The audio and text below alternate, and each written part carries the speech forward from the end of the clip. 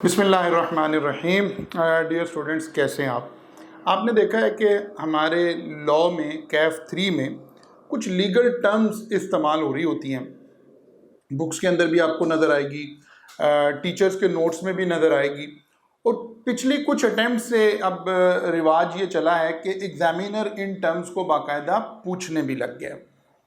तो फिर मुझे ख्याल हुआ कि वाई नॉट इन टर्म्स के ऊपर एक छोटा सा आपके साथ एक क्लिप रिकॉर्ड करके शेयर कर लिया जाए। इसे हम लीगल मैक्सिम बोलते हैं। हाँ, लीगल मैक्सिम्स क्या होते हैं और अगर हम इसको लेकर चलें तो हमें समझ आएगा कि जनाब लीगल मैक्सिम क्या है जी। Legal maxim is an established principle और प्रपोजिशंस ऑफ लॉ, यानी ये लॉ के वो इस्टेब्लिश्ड प्रिंसिपल हैं जो कि दुनिया भर में इस्तेमाल होते हैं और ये यूजुअली लैटिन लैंग्वेज के अल्फाज हैं। ठीक है ना, यूजुअली ये लैटिन लैंग्वेज के अल्फाज हैं। और ये वो जो हम जिसे कहते हैं फॉल ऑफ रोम, यानी 5वीं सेंचुरी से लेकर और 15th सेंचुरी के दरमियान की ये एवोल्यूशन का प्रोसेस है। कुछ लीगल टर्म्स हैं जो उस दौर में इस्तेमाल हो रही थी और वो फिर लॉ में एज अ वर्ड यूज़ होना शुरू हो गया। ठीक है, अब हमारे लॉ में कहाँ ये इस्तेमाल हो रही हैं और इनके क्या मीनिंग है, हमारी बुक में कहाँ इस्तेमाल हो रही हैं, इसके ऊपर हम छोटी सी बात करना चाह रहे हैं। तो पहली टर्म जो आपको नज़र आएगी मेरे इस लेक्चर के अंदर, that is prima facie. Prima facie, prima facie क्या है? Based on the first impression, accepted as correct until proved otherwise. यानी जब हम प्राइमा फेशाई किसी एविडेंस को कहते हैं ना कि ये प्राइमा फेशाई एविडेंस है, इसका मतलब होता है कि ये एविडेंस इटसेल्फ हम इसे ठीक मान रहे हैं। अगर इसे गलत कहना है तो फिर हमें गलत प्रूव करना पड़ेगा। ठीक है, इसके लिए हम उर्दू में एक लफ्ज़ इस्तेमाल करते हैं बादिउन नज़र में। ठीक है ना, उर्दू में क्या लफ्ज़ इस्तेमाल करते हैं? बादिउन नज़र में, प्राइमा फेशाई। अच्छा, आपकी किताब ने आई कैप के टेक्स्ट ने इसको कहाँ यूज़ किया है? हमें चैप्टर नंबर 9 में ये वर्ड नज़र आएगा जनाब। शेयरिंग ऑफ प्रॉफिट के अंदर, पार्टनरशिप के अंदर हमने कहा था जी, sharing of profit is a prima facie evidence, यानी अपेरेंटली फर्स्ट इंप्रेशन। अगर कोई शख्स प्रॉफिट शेयर कर रहा है तो फर्स्ट इंप्रेशन क्या है कि ये पार्टनर है। ठीक है ना, लेकिन आई कैप ने ये वर्ड कैसे यूज़ किया है? Sharing of profit is a prima facie evidence and not conclusive evidence. Conclusive का तो मतलब होता है डिसाइड हो गया ना, नहीं डिसाइड नहीं हुआ। प्राइमा फेशाई ये है, हाँ जब इसको एडजुडिकेट करेंगे अपेरेंटली ऐसे नज़र आता है कि शख्स पार्टनर है, लेकिन जब इसको एडजुडिकेट देखेंगे, बाकी टेस्ट ऑफ पार्टनरशिप लगाएंगे तो फिर पता चलेगा। तो जनाब पहली टर्म आपके पास आ गई prima facie. Ipso facto, ipso facto क्या मतलब है? बाय दिस फैक्ट ओनली, यानी एक किसी एक बात के ऊपर हम कह रहे हैं बाय दिस फैक्ट ओनली, यानी ये इतना बड़ा एविडेंस है, ये इतना बड़ा फैक्ट है कि बस इसी फैक्ट पर मैंने डिसीजन दे दिया। ठीक है, इसको हम उर्दू में कहते हैं नतीजा लाजमी। अच्छा जी, चैप्टर 13 में ये वर्ड यूज हुआ है, the director, if a director was absent from 3 consecutive board meeting he shall ipso facto, यानी इसी फैक्ट पर सीजेस टू होल्ड ऑफिस। अब कुछ और देखने की जरूरत नहीं है, इस एक फैक्ट पर वो डायरेक्टरशिप से फारिग हो जाएगा। इप्सो फैक्टो का ये मतलब है बाय दिस फैक्ट ओनली, यानी किसी एक इवेंट, किसी एक फैक्ट के ऊपर हम जो डिसीजन ले रहे हैं उसके लिए हम कहते हैं इप्सो फैक्टो। ठीक है, ओके। तो ये वर्ड हमारा कहाँ यूज हो रहा है? चैप्टर 13 के अंदर हमें नजर आ रहा है। कंसेंसस एड एडम, इसका क्या मतलब है? Agreement as to same thing, यानी जो मैं कह रहा हूं वही आप समझ रहे हैं। कंसेंसस ऑफ माइंड की बात हो रही है, ब्रेन की बात हो रही है। और ये आपको पता है चैप्टर 4 के अंदर हमने कहा था both the parties must be at same frequency of mind at the time of entering into a contract, यानी जो मैं कह रहा हूं वही आप समझ रहे हो eight the time of contract. मेरे जहन में कोई बात है और आपके जहन में कोई बात है तो फिर ये कॉन्ट्रैक्ट नहीं हो सकता, क्योंकि हम सेम उस पे पेज पर नहीं है। तो इसके लिए लैटिन टर्म क्या यूज हो रहा है? Consensus ad idem. अच्छा जी, स्टोपल, प्रिवेंटिंग फ्रॉम डिनाइंग, यानी अगर कोई एक इस्टेब्लिश फैक्ट है या आपने किसी हेयरिंग के दरमियान में या किसी कॉन्ट्रैक्ट के दरमियान में कोई आपने एक स्टेटमेंट दी है, एक फैक्ट इस्टेब्लिश हो गया। स्टॉपल का प्रिंसिपल ये कहता है अब आप अपने इस फैक्ट को डिनाई करके कोई और पोजीशन नहीं ले सकते, ठीक है ना, प्रिवेंटिंग फ्रॉम डिनाइंग। ये वर्ड हमारे आई कैप में कई जगह पर इस्तेमाल हुआ। मसलन सेक्शन 237 में जब एजेंसी बाय स्टॉपल का कॉन्सेप्ट आपने पढ़ा, वहाँ ये इस्तेमाल हुआ। इसका मतलब है ये एक इंपॉर्टेंट टर्म थी आपकी। ऑस्टेंसिबल अथॉरिटी में, अपेरेंट अथॉरिटी में सेक्शन 188 के अंदर आपने इस टर्म को पढ़ा है आई कैप के स्टडी टेक्स्ट से अगर आप देखें। Ostensible authority, also called apparent authority, is an aspect of agency by estoppel। फिर partner by estoppel, holding out, वहाँ सेक्शन 28 में आपने टर्म पढ़ी। माइनर के केस में हमने कहा कि अगर माइनर खुद को मेजर रिप्रेजेंट कर दे तो हमने कहा कि नहीं, रूल ऑफ एस्टोपल माइनर के ऊपर अप्लाई नहीं होगा, ही विल बी लाइबल, ठीक है ना। ये बात भी हमने पढ़ी थी कि अगर आपने पढ़ा था ना कि अगर एक माइनर ने खुद को मेजर रिप्रेजेंट करके कोई काम कर दिया तो अब हम ये नहीं कह सकते कि रूल ऑफ एस्टोपल लगाएं इसके ऊपर, अब तो इसने खुद को मेजर कहा था तो अब ये मेजर ही है। नहीं नहीं, ये हमने एक्सेप्शन में भी ये बात पढ़ी थी। यानी ये जो एस्टोपल का प्रिंसिपल है ये डिफरेंट जगहों पर आपने अप्लाई किया हुआ है, आपने यूज किया हुआ है। तो इसका मतलब है ये टर्म तो आपको बड़े अच्छे से आनी ही चाहिए। एस्टोपल का क्या मतलब हो गया? प्रिवेंटिंग फ्रॉम डिनाइंग, ठीक हो गई बात जी। देन एक टर्म यूज हो रही है अल्ट्रा वायर्स। अल्ट्रा वायर्स का क्या मतलब है? एक्सीडिंग द अथॉरिटी, यानी कोई शख्स अपनी अथॉरिटी से एक्सीड करके अगर कोई बात कर रहा है तो हम कहते हैं ये अल्ट्रा वायर्स है। ये टर्म यूज हुई है आपके चैप्टर नंबर 1 के अंदर, चैप्टर नंबर 1 के अंदर, वहाँ ये टर्म यूज हुई है। Rules made under delegated power का जहाँ जिक्र हो रहा था, टू मूव लेजिस्लेशन में be challenge in court on the ground that it is ultra vires, यहाँ ये टर्म यूज हुई है आपके आई कैप के स्टडी टेक्स्ट में कि भाई इसने तो अपनी अथॉरिटी से एक्सीड किया है। अच्छा, हमारे आई कैप के स्टडी टेक्स्ट में ये टर्म यहाँ यूज हुई है, लेकिन इसी के साथ एक दूसरी टर्म है, मैंने कहा आपको साथ वो भी एक्सप्लेन कर दें, that is intra vires. Ultra vires, intra vires. Intra vires का क्या मतलब है? विद इन दी पावर, यानी जब मेरे पास जो पावर्स है, जो अथॉरिटी है, जो लेजिस्लेटिव अथॉरिटी है या कोई लीगल अथॉरिटी है, किसी लॉ ने मुझे पावर्स दिए, अगर मैं विद इन पावर्स इस्तेमाल करूं तो इसका मतलब है मैं अपनी पावर्स को अल्ट्रा वायर्स यूज कर रहा हूं अगर एक्सीड कर रहा हूं तो। और अगर विद इन पावर जिसका मुझे इख्तियार था मैं वही काम कर रहा हूं तो फिर इंट्रा वायर्स है, मेरा एक्ट इंट्रा वायर्स है, विद इन माई पावर्स है। बात समझ आ रही है? ओके, तो ultra vires versus intra vires. Okay, void एक टर्म यूज हो रही है, वॉइड। वॉइड का क्या मतलब है? Having no legal effect, no legal effect, यानी इसकी लीगल इफेक्ट कोई नहीं है, ये वॉइड है चीज। फिर इसके साथ अलाइड टर्म यूज हो रही थी एबिनिशो। एबिनिशो का क्या मतलब होता है? From the beginning, from the beginning यानी स्टार्ट से। और इन दोनों टर्म्स को इकट्ठा करके भी हम यूज करते हैं, आपके इस लॉ में इस्तेमाल भी है, वॉइड एबिनिशो, यानी कोई चीज no legal effect from the beginning, यानी शुरू से इसका कोई लीगल इफेक्ट नहीं है। ये बात आपने इतनी कानून के खिलाफ की हुई है कि लॉ में इसकी कोई अहमियत नहीं है। जब आप ये बात कर रहे थे उस वक्त भी कोई अहमियत नहीं थी। आपने कई सारे कॉन्ट्रैक्ट को देखा कि कॉन्ट्रैक्ट वॉइड है बाय एबिनिशो, यानी शुरू से ही कॉन्ट्रैक्ट वॉइड है, ठीक है ना। ये टर्म आपके पास आ रही थी, वॉइड एबिनिशो, वॉइड एबिनिशो, तीनों को हमने मिक्स भी कर दिया। क्वांटम मैर्यूट एक अहम प्रिंसिपल आपने पढ़ा, क्वांटम मैर्यूट। ये क्या था जी? As much as deserve, as much as she और ही हैज अर्न, यानी किसी शख्स को उतने पैसे दे दें जितने उसने डिजर्व किए हैं या जितना उसने काम कर लिया है, कम से कम ये पैसे तो उसको दे देना, ये तो वो डिजर्व करता है। इसको हम कहते हैं क्वांटम मैर्यूट।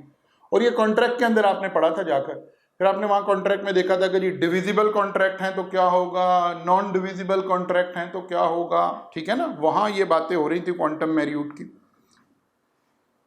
ठीक है। कॉन्ट्रैक्ट और कॉसी कॉन्ट्रैक्ट के अंदर भी ये बात आ रही थी आपके पास, यानी कॉन्ट्रैक्ट के अंदर ये टर्म्स आपने क्वांटम मैर्यूट वाली इस्तेमाल की थी, जिसका मकसद ये था कि अगर डिविजिबल कॉन्ट्रैक्ट है तो अगर वहां आप कॉन्ट्रैक्ट को ब्रीच ऑफ कॉन्ट्रैक्ट हो रही है, कॉन्ट्रैक्ट को खत्म कर रहे हैं, तो क्या करें, जितना काम उस पार्टी ने कर लिया भाई उतने पैसे तो उसका हक बनता है ना, जितना उसने डिलीवर कर दिया है उतने पैसे तो उसको दे देना। हाँ, एक्सेप्शन थी कि अगर नॉन डिविजिबल कॉन्ट्रैक्ट है तो फिर हम क्वांटम मेरिट अप्लाई नहीं करते, डिविजिबल कॉन्ट्रैक्ट के ऊपर हम क्वांटम मेरिट का प्रिंसिपल अप्लाई करते हैं। अच्छा जनाब, बोनाफाइड, बड़ी जगह ये लफ्ज इस्तेमाल हो रहा है आपके लॉ में। बोनाफाइड का क्या मतलब है? रियल और डन ऑनेस्टली या इन गुड फेथ या विदाउट डिसेप्शन, यानी डिसऑनेस्टी के बगैर, फ्रॉड के बगैर, यानी जेन्युइन, धोखे के बगैर, इन गुड फेथ जो काम किए जाते हैं उसे हम बोनाफाइड कहते हैं। ये इंटेंशन से रिलेटेड बात हो रही होती है आमतौर पर। 3 जगह ये लफ्ज आपकी बुक में आपने यूज किया है, ठीक है, नेक नियति से, उसको उर्दू में अगर मैं करूं तो नेक नियति से 3 जगह ये टर्म आपने यूज की है। एक तो क्वासी कॉन्ट्रैक्ट के अंदर आपने किया कि जब था कि जी पेमेंट अगर किसी ने कर दी, the payment made should be bona fide for the protection of one's interest, अपने इंटरेस्ट के लिए पेमेंट की हो, यानी उसका कोई बेनिफिट अटैच हो उस ट्रांजैक्शन में, और बोनाफाइड भी हो, नेक नियति से पेमेंट की हो, दूसरे को फंसाने के लिए ना की हो, नेक नियति से, बोनाफाइड। डिसऑनेस्टी बीच में शामिल ना हो। एक तो यहां ये टर्म यूज हुई थी। फिर ये होल्डर इन ड्यू कोर्स, वो चैप्टर 10 वहां इस्तेमाल हुई थी कि होल्डर इन ड्यू कोर्स में हमने कहा था कि bona fide, holder in due course is the person who acquire the negotiable instrument, bona fide. 2 जगह आ गई। आपकी पूरी बुक का एनालिसिस मैंने करके ये सारा कुछ थोड़ा सा वर्क आपके लिए किया ताकि आसान हो जाए आप लोगों के लिए। और फिर पेमेंट इन ड्यू कोर्स के अंदर भी ये टर्म यूज हुई है, payment in due course, payment must be made in good faith and without negligence. ये 3 टर्म में क्वासी कॉन्ट्रैक्ट के अंदर, holder in due course, payment in due course में लफ्ज टर्म बोनाफाइड यूज हुई है। और इसका क्या मतलब है? Honestly, without fraud, without dishonesty, means नेक नियति से। क्लियर हो गई बात जी? अच्छा जनाब, तो नेक्स्ट टर्म आ गई है पेरोल।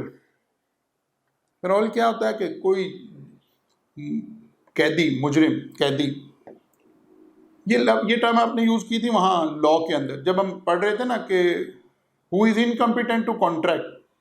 तुमने कहा था जो शख्स कैद में है उसके कॉन्ट्रैक्ट की कोई अहमियत नहीं है, ठीक है ना। यानी किसी को जेल में डाल के आप उससे कोई मनवा लें तो बेचारे उसकी तो फ्री विल नहीं ना होगी उसकी उस वक्त। तो ये आ रहा था कि ये लोग उस वक्त कॉन्ट्रैक्ट नहीं कर सकते। एक कैदी जेल में जब मौजूद है वो कोई कॉन्ट्रैक्ट नहीं कर सकता, ओके। लेकिन इसकी एक्सेप्शन थी कि नहीं, लेकिन जब वो पेरोल पर रिहा हो जाए, पेरोल का मतलब क्या, टेम्परेरीली कोई मसला हो गया, कोर्ट ने कहा ह्यूमन ग्राउंड्स के ऊपर कोई हेल्थ का इशू हो गया, अब आप इसे सियासी तरफ ना लेकर जाएं, बगैर सियासी गुफ्तगू की कोशिश कर लेते हैं कि कंक्लूड हो जाए हमारी बात, ठीक है ना। तो पेरोल पर मुजरिम बाहर आया, जब वो पेरोल पर है तो फिर तो वो कॉन्ट्रैक्ट कर सकता है ना, क्योंकि उस वक्त उसके ऊपर जेलर का और उसके ऊपर जो जिसके पास वो कैद है उसका प्रेशर नहीं है। तो यही बात यहाँ लिखी हुई थी। A victim while under prison is incapable of contracting, but this disability comes to an end after the expiry of the sentence, या तो वो रिहा हो जाए और when he is on payroll। यहाँ ये टर्म यूज हुई है। अच्छा जनाब अली, पारी पासु, एक टर्म यूज हो रही है, पारी पासु। इसका क्या मतलब है? ऑन इक्वल फुटिंग, बराबर राइट्स, ठीक है ना, इक्वल रैंकिंग। ये आमतौर पर हम शेयर्स वगैरह में बात कर रहे होते हैं कि आप 2 क्लास ऑफ शेयर आपने इशू किए हैं तो ये पारी पासु हैं, यानी इनके किसी एंगल से दोनों के राइट्स बराबर हैं, यानी दोनों वोट एक एक डालेंगे, तो ये पारी पासु हैं। या डिविडेंड के एंगल से पारी पासु हो सकते हैं, तो ये टर्म भी हमें आनी चाहिए, इक्वल पारी पासु, ठीक है। सुप्रा, एक टर्म इस्तेमाल हो रही है सुप्रा। सुप्रा का क्या मतलब होता है? Above, as mentioned above. ये आमतौर पर जब हम लीगल लिख रहे होते हैं ना, कोई हमने लॉ पहले ऊपर बयान किया है, अगर आप वीडियो मेरी वो देखें दोबारा यूट्यूब पर, आई कैप इसमें राइज के चैनल पर ही देख लीजिए, मेरे फेसबुक पेज पर देख लीजिए, मेरे यूट्यूब चैनल सक्सेस स्टूडियो उसमें देख लीजिए, आपको सारी जगह मिल जाएगी। वहाँ भी हमने बात कही थी जब हम आपको वो समझा रहे थे कि केस स्टडी डिज़ाइन कैसे करनी है, केस स्टडी को ड्राफ्ट कैसे करते हैं। जो बच्चे इस अटेम्प्ट में जा रहे हैं वो लाजमी इस बात को, एक छोटी सी टेक्निक को वहाँ पर इरैक मेथड को ज़रूर एक दफ़ा गो थ्रू करें आप लोग। वहाँ भी हमने बात टर्म यूज़ की थी कि अगर हमने पहले लॉ को कहीं बयान किया हुआ है तो बार बार लॉ बयान करने की बजाय लफ्ज़ हम सुप्रा यूज़ कर देते हैं, एज मैंशन सुप्रा, ठीक है। Use in citation to refer to a previous cited source. कोई आपका सोर्स पहले लिखा हुआ आपने कॉन्ट्रैक्ट में, आप आमतौर पर होता था ना, केस स्टडी आती थी, आप पहले लॉ को लिखते थे, फिर केस पर अप्लाई करते थे, फिर कहते थे जो ऊपर सिनेरियो आ रहा है उसके मुताबिक ऐसा करना चाहिए, तो वहाँ सुप्रा का ये टर्म इस्तेमाल करते हैं आप। अच्छा जी, अच्छा एक बात और मैं आपको समझाऊं। आईकैप ने एक थोड़ी सी एक पिच सेट की है पिछले 2 अटेम्प्ट्स के अंदर ना, वो टर्म्स को पूछ रहा है बाकायदा, उसने एमसीक्यूज में भी पूछना शुरू कर दिया, इधर उधर भी पूछना शुरू कर दिया, हत्या कि उसने ऐसी टर्म भी पूछनी शुरू कर दी हैं जो आपकी बुक में नहीं लिखी हुई हैं। इसीलिए मैंने रिलेटेड जितना मेरे इल्म के मुताबिक जो जिन जिन टर्म्स का आपको नॉलेज होना चाहिए मैंने यहाँ वो सारी लिखी है, ठीक है ना। यानी ये बात मैं क्यों कह रहा हूँ, ये बात मैं इसी टर्म की वजह से कह रहा हूँ, क्वाइड प्रो को, प्रोवाइडिंग समथिंग इन एक्सचेंज और रिटर्न ऑफ समथिंग। अब बहुत सारी टर्म मैंने पीछे, यानी हर वो टर्म जिसका मैंने आपको रेफरेंस नहीं दिया कि आईकैप की बुक में कहाँ इस्तेमाल हुई है, इसका मतलब है वो लफ्ज़ बुक में इस्तेमाल नहीं हुआ। अब ये टर्म भी आप ढूंढें अपने आईकैप के टेक्स्ट में तो ये अवेलेबल नहीं है, ये नहीं इस्तेमाल हुई। तो एक जनरल अंडरस्टैंडिंग थी ना कि आज जो टर्म आईकैप ने अपने स्टडी टेक्स्ट में नहीं यूज़ की तो फिर वो पूछेगा भी नहीं, लेकिन ऐसा नहीं हुआ, ये उसने पूछ लिया एक एमसीक्यूज की शक्ल में। The term quid pro quo means, ये उसने एमसीक्यूज डाला आपसे, whereas this term is not mentioned और written in ICAP study text. इसका मतलब है हमें अलाइड छोटी छोटी सी टर्म्स को सीखना चाहिए था, टीचर्स को भी बताना है, मेरी एज अ टीचर रिस्पॉन्सिबिलिटी है कि मैं आपको इन टर्म्स को बताता। तो जनाब ये वही हम पूरी करने की कोशिश भी कर रहे हैं। In exchange of, in return, ये क्या लफ्ज़ है जी, ओनस प्रोबेंडी। ओनस प्रोबेंडी का मतलब होता है बर्डन ऑफ प्रूफ, यानी किसने साबित करना है। होता ना जब अदालत में कोई केस जाता है तो साबित किसने करना है। मसलन एक शख्स पे इल्ज़ाम लगा कि इसने करप्शन किया है, तो क्या इल्ज़ाम लगाने वाले ने साबित करना है या जिस पर इल्ज़ाम लगा है उसने साबित करना है। जिसने साबित करना हम कहते हैं इसके ऊपर बर्डन ऑफ प्रूफ है, उसको हम क्या लफ्ज़ यूज़ करते हैं, ओनस प्रोबेंडे। अच्छा जी, ये चलें दो term, de facto, de facto and D jure, ये 2 टर्म हम यूज़ करते हैं। De facto, D jure. De facto का मतलब होता है इन फैक्ट, हकीकत में, और डी ज्योर का मतलब होता है बाई लॉ, हकीकत में क्या है, यानी ग्राउंड रियलिटी क्या है, रियल सिनेरियो में क्या है, और एज पर बुक यानी एज पर लॉ क्या है।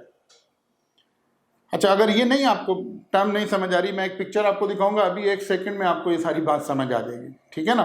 Just look at this picture. हमारी कंट्री में असल पावर का महवर कौन है, डी फैक्टो, हकीकत में जो भी चीफ ऑफ आर्मी स्टाफ है वो हकीकी पावर उसके पास हमें नजर आती है, ऐसे ही है ना।